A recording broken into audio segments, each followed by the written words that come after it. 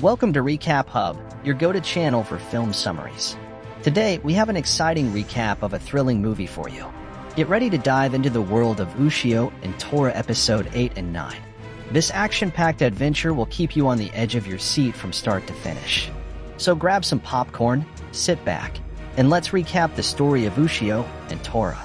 In the previous episode, Ushio discovered that his mother is still alive and embarked on a journey with Tora to find her. In the next episode, we witness a plane in distress as a monstrous creature has entwined itself around it, making it uncontrollable.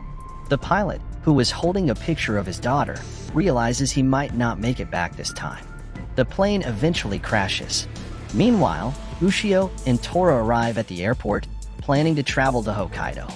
Tora becomes excited when he hears about the plane incident, believing it might be the work of Fazuma, a sky-dwelling monster that occasionally descends to the surface to harm humans. Ushio inquires about this creature, and Tora explains that Fazuma is impervious to regular attacks like biting, hitting, and lightning, but it has a vulnerability to fire. However, Ushio isn't sure if they'll encounter Fazuma in the sky. Yuchan and Itsuzawa, who were also on the same plane, believe that Itsuzawa is responsible for their father's deaths. As the plane takes off, Yuchan breaks down in tears, missing her father. Ushio tries to comfort her and learns that her father was the pilot of the plane that crashed a month ago, and their plane had a near miss with a fighter jet. Itsuzawa was flying the plane, and he used to work under Yuchan's father. This leads Yuchan to suspect Itsuzawa of being responsible for her father's death. In the midst of this tension, Fazuma approaches the plane. Itsuzawa begins talking to Ushio, realizing that Ushio believes his account of the events. He shares that he saw something in the sky that day, which didn't register on the radar. He saw a monster as his fighter jet nearly collided with the plane. The plane begins to shake, and it becomes apparent that Fazuma has reached it. Itsuzawa rushes to check on the pilot. Ushio, lacking the beast's spear at that moment, calls it to his side. Yuchan is astonished by this. However, Fazuma is airborne, and Ushio is unable to take immediate action. Meanwhile, Fazuma kills the pilot, leaving Itsuzawa trying to regain control of the plane to protect Yuchan and the other passengers. The plane's control systems are unresponsive, and Itsuzawa himself gets injured. Ushio requests Tora to pass through the plane's wall to confront Fazuma, but Tora initially refuses. Ushio takes matters into his own hands and summons the beast's spear. Tora joins him outside the plane, encountering Fazuma. Ushio begins to question Tora's presence, but Tora attacks Fazuma with fire, resulting in some damage to the creature. The passengers on the plane witness this, causing panic. Yuchan, who has now seen Tora and Fazuma, begins to believe that this monster may have been responsible for her father's death. Tora attempts to fight Fazuma, but his attacks prove ineffective. Meanwhile, Yuchan grows concerned for Itsuzawa's well-being.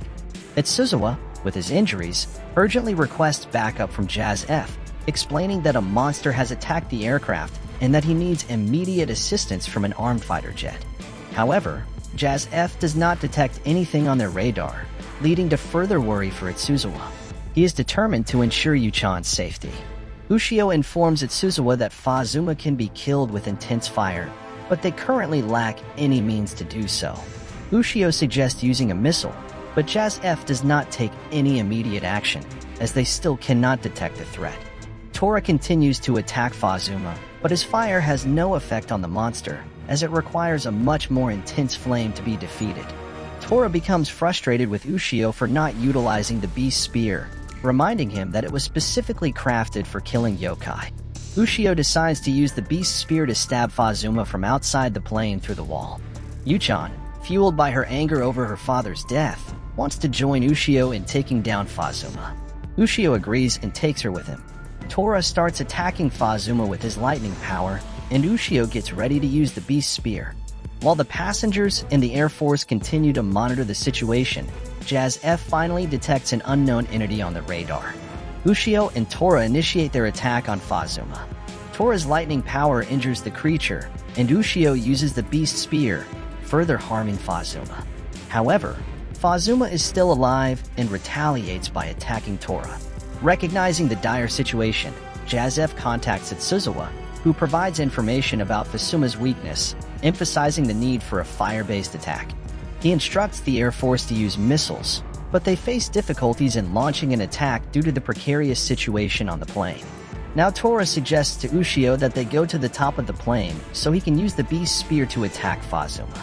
Etsuzawa and Yuchan are concerned about their safety but recognize that there are no other options. Ushio and Tora make their way to the top of the plane and initiate an attack on Fazuma. Fazuma, however, captures both of them easily. Despite being captured, Ushio manages to cut off Fazuma's hands with the beast spear, while Tora uses his fire to destroy both of the monster's legs. This results in Fazuma getting separated from the plane. With Fazuma isolated, the Air Force can lock onto the target and attack it with missiles. The intense fire from the missiles begins to destroy Fazuma, but before its demise, Fazuma mentions that the beast spear is back in the world, implying that Hakumen no Mono is about to appear.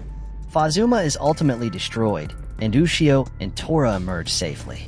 Yuchan, relieved and happy, has found closure regarding her father's death. However, the plane's rear landing gear is not functioning properly, causing concern. Tora, in an attempt to prove himself, decides to use his power to prevent the plane from crashing. The plane successfully lands, and Ushio departs with Tora. Yuchan tells Etsuzawa that they will meet again. In the following scene, a monster named Jura kills many people, and two siblings decide to confront him, but humans are faced with a difficult challenge. The next day, Ushio realizes that he has lost the money his father gave him, which frustrates him. He encounters two people who seem to be following him.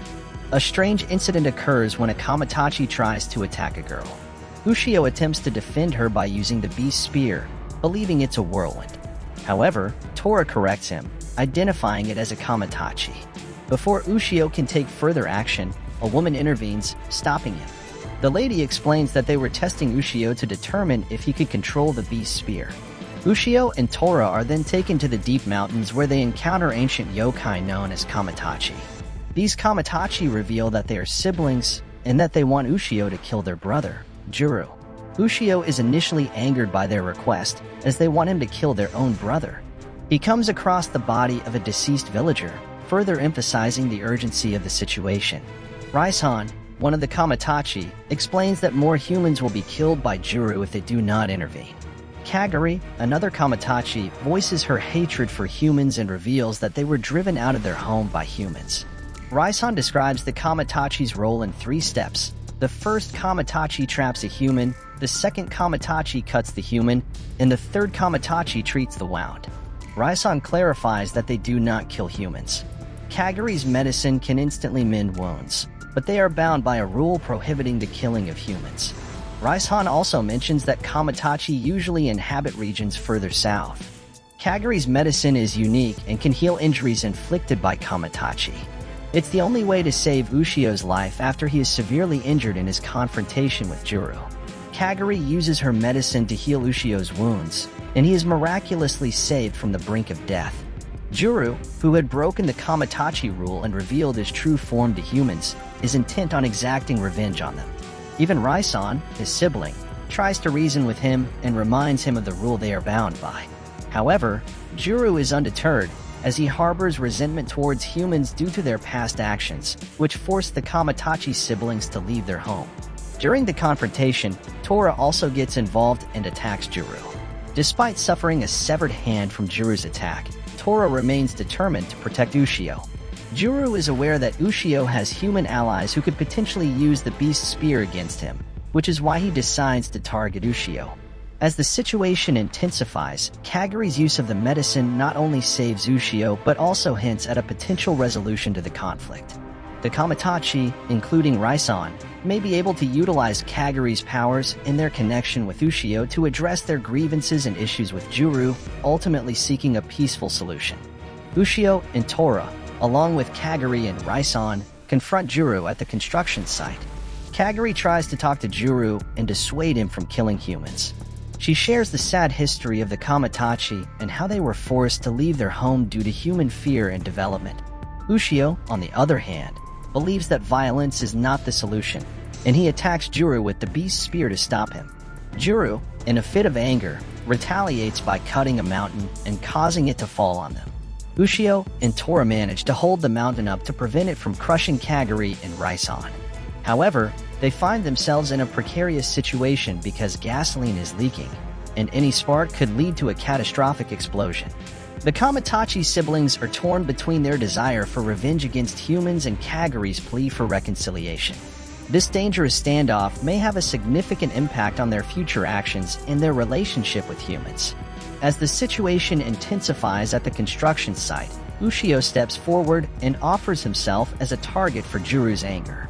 Juru is initially driven by his hatred for humans, but Ushio's words resonate with him as he shares his own experiences with human actions that displaced other creatures.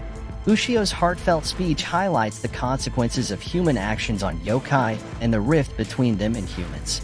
In the midst of the confrontation, a group of construction workers arrives, with one of them inadvertently provoking Juru's anger. A cigarette falls into a pool of leaking gasoline, igniting a fire. Despite their best efforts, Tora and Ushio alone cannot lift the heavy truck to rescue Kaguri and Raison. Ushio appeals to the construction workers for assistance, and with their collective strength, they manage to lift the truck and save Kaguri and Raison.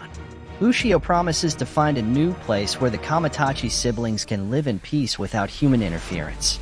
Moved by Ushio's words, Juru decides to take his own life by stabbing himself with the beast's spear, signaling the depth of his despair and the complex relationship between yokai and humans. He imparts a message to his siblings, suggesting that they may need to maintain their human forms to survive in this world, acknowledging that there may be no place left for yokai like them. The episode concludes on a somber note, leaving Ushio and others mourning Juru's death and pondering the challenges that exist in the coexistence of humans and yokai. The end. Thank you for watching the video. Wait for the next videos from your channel.